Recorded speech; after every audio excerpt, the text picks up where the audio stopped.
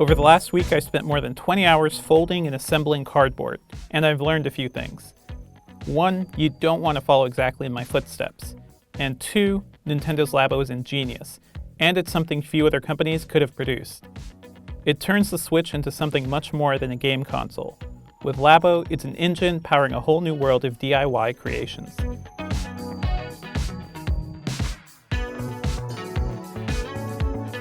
The only downside? Building Labo kits can be a pretty huge time sink.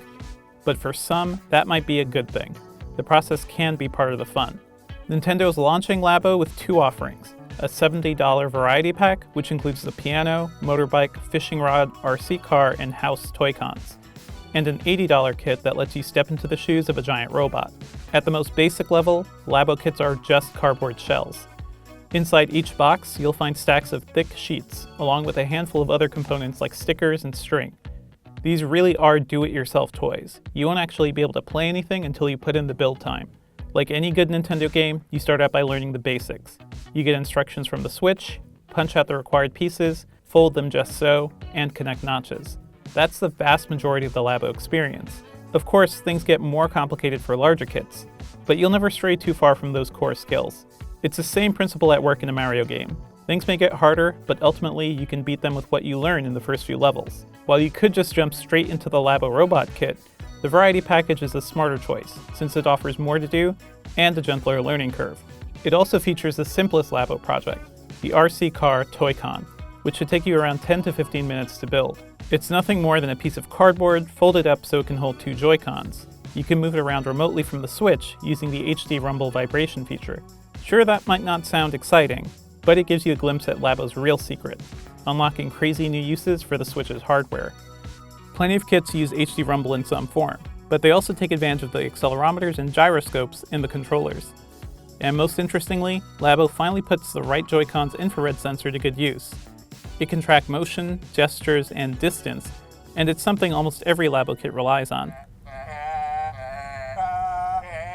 With the piano, for example, it tracks the movement of white stickers behind the keys, and with the robot, it measures the movement of the backpack weights. That might sound complex, but Nintendo makes the process of building Labo kits relatively painless. The Switch's on-screen instructions are clear and precise, and it's also pretty obvious that Nintendo's copywriters are having a lot of fun. You can use the touchscreen to get a better view every step of the way, which is helpful if you're having trouble getting some pieces to connect. The actual construction process is straightforward, but I quickly learned that the main obstacle with Labo is time. You'll have to devote at least 2 hours to every kit, and more if you're helping a kid along. It took me 3.5 hours to put the bike together, and that's not particularly complex. The fishing rod, which features a unique crank and string mechanism, took around 4 hours, and the piano another 3. The Labo robot kit feels like a boss battle. It's incredibly complicated and took close to 5 hours to finish. Of course, I wasn't diving into Labo in an ideal way. I was pushing myself to complete as many kits as I could for this review. I'd imagine many consumers would treat Labo like a huge jigsaw puzzle or model kit, an ongoing project that you enjoy at your leisure. I could see parents and kids devoting a weekend to a single Labo kit, giving them ample time to actually play with it later in the week. I found something almost meditative about the Labo building process. There's something relaxing about sitting in a comfy spot and creasing cardboard for hours on end. And once you're done, you have a creation you can be proud of. Your reward for completing each Labo kit are small games tailored to their cardboard hardware. Some are relatively simple, like the racetrack you can play with the motorbike. It's a fun proof of concept, thanks to accurate motion controls, but didn't hold my attention for too long. I had a lot more fun with the Labo fishing game, mainly because the fishing rod is a joy to use.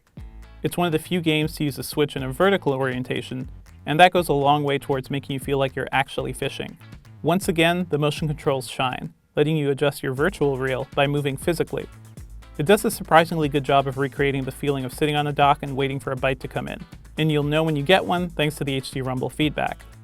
I'm no musician, but I was impressed by the versatility of the piano kit. It only has a limited range of keys, yet it's enough for you to create a few tunes. A few accessories also let you turn the piano notes into a gleeful chorus, a bunch of meowing cats, or groaning old men. It's weird, but kids will love it. I'd imagine parents will hate the noise, but that's easily solved with a pair of headphones. I also had a blast with the robot kit. After strapping on the boxy backpack and slipping my feet into the leg straps, I was able to traverse a city as a giant bot, smash buildings, and punch enemies into oblivion. It's the one Toy-Con that works best with the Switch docked, since you'll want to see your carnage on a big screen.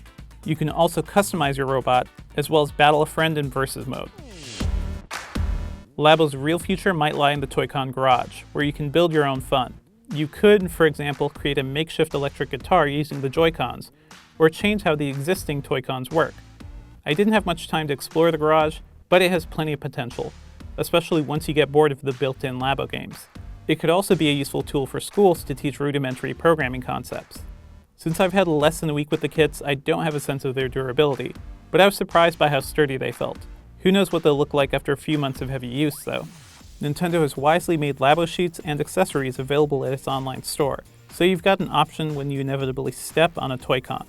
At $70 and $80, the Labo kits aren't exactly cheap, but they're in line with similar DIY toys, like Mattel's Kamigami. While I had my doubts early on, Nintendo managed to deliver something truly unique with Labo. After getting us off our couches with the Wii, and bringing the power of console gaming anywhere with the Switch, Nintendo has now given us the tools to build our own gaming experiences.